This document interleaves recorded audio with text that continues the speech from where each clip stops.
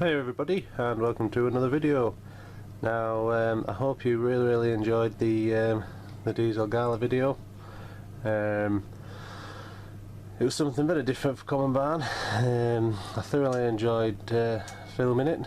My friend seemed pretty happy with it, so all in all it was a great success. As you can see, the locos are still out on the layout. And that is because I did say at the end of the Gala video that I would not do reviews but just have some closer looks at these brilliant locos that featured, in the Gala.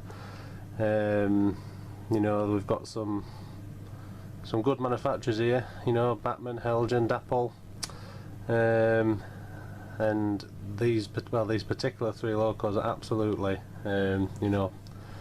really flawless models. So what I'm thinking of doing is going through this little mini fleet from the Gala, and I'm going to start with the smallest and work my way up to the biggest.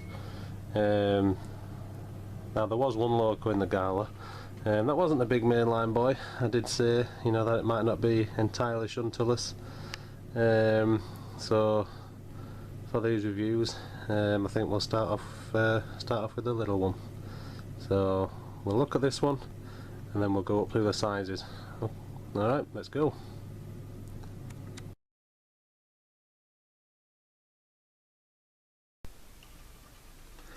And here is the first loco, and incidentally it was also the first loco to feature in the Gala. Yes, it's a shunter, very apt for Bachmann. My friend is also a shunter fan, so I'm very jealous of this loco. Now this is, for those who don't know, it's a Class 02. You can't buy these as a ready to run model, and this is a kit built version. It's a DGH kit, and I've looked into this.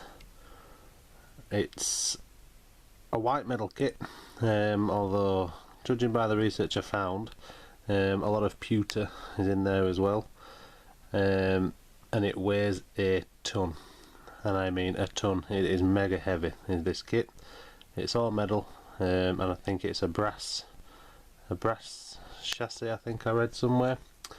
But yeah, it's a DGH starter kit, metal, comes with the motor that you have to construct yourself as well.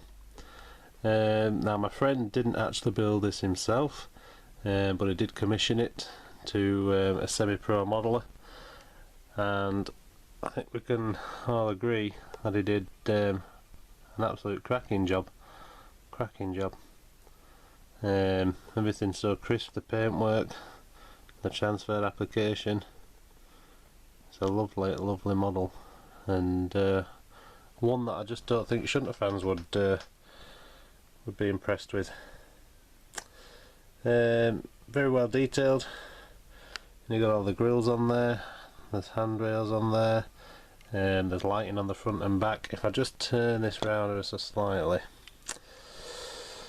on the rear, I don't know if you can make out that orange electric cable there at the top, if it'll focus there.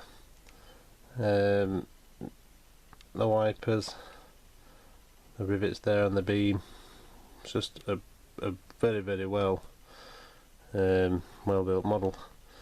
You can see the weather in there a bit better. Got a driver inside. Really is so heavy. So yeah, this was the first featured loco, a DGH kit. I have tried to find one of these on eBay as well, and well, I came up with nothing, so it must be a bit of a rarity now, I think. I did offer him a tenner for this, but he wasn't having it. But yeah, there we go, the first loco, DGH kit built Class 02.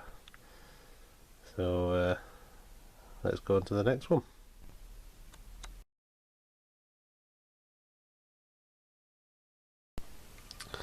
Okie doke, and here's loco number 2.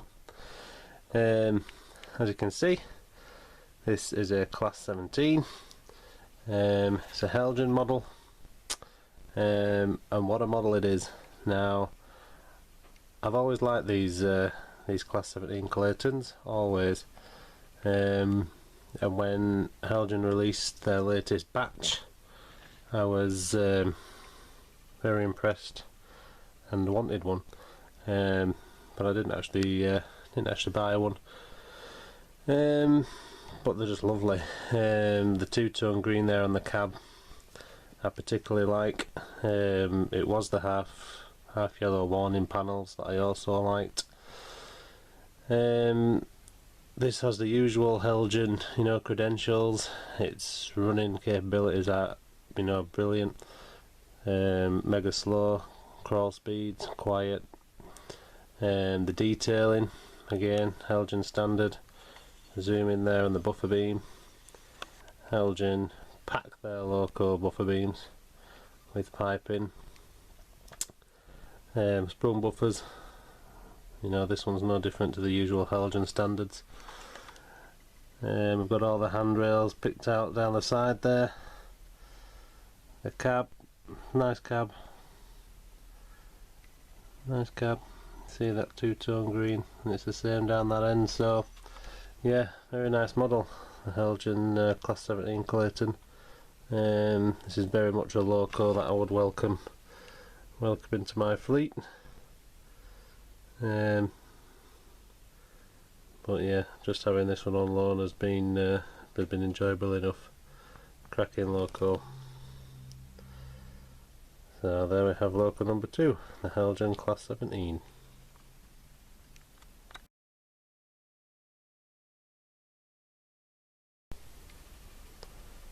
Right, and on to loco number 3, and here we have a Bachmann class 46 in BR blue livery, weathered condition, and this, to be honest, out of all those larger locos, I think this was my ultimate fave out of the big boys.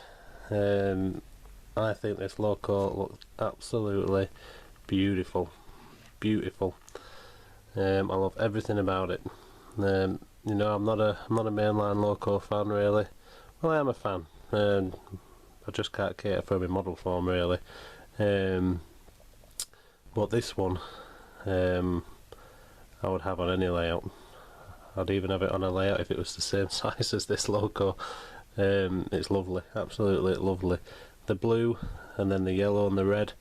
I love the contrast of the colours, and like I say, the weathering job on this by Bachmann is absolutely brilliant. The roof, nicely weathered. The dirty side and beams, really is a stonky model. Again, like the Heljan 17, it runs absolutely perfectly. Really smooth runner. I think, if I remember rightly, at one point my mate had this listed on eBay for sale when he was having a bit of a clear out on his fleet, and I was mortified. And he ended up taking it off. I just love it that much, even though it's not mine. I was gutted that he was willing to sell it, but anyway, he kept it, and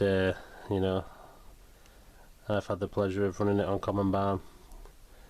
We'll just see if I can zoom in on that weathering and we'll have a bit of a closer look at it. The weathering there on the yellow really stands out nice, and on the red. Nice wipers added. Weathering runs along the body side. Nice handrails and grills. Runs all the way along. It's running out of focus, but get the picture. The roof, I really like the roof. I'm really impressed with the roof. There's plenty of detail on there, and then there's that lovely weathering with it as well. The picked out fan in there. So yeah, lovely model, absolutely lovely model. And I think it has to be my favourite out of these big mainline diesels. Yeah, the Bachmann Class 46 weathered. And then we'll move on to the last loco.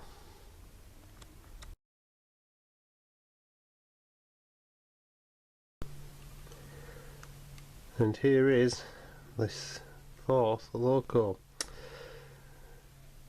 the Westin. And what an absolutely stunning model this is.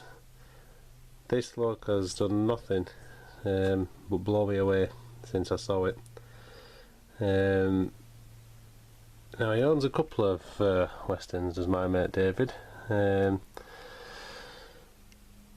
but obviously this is my favourite one due to the livery. You know that I like the golden ochre livery.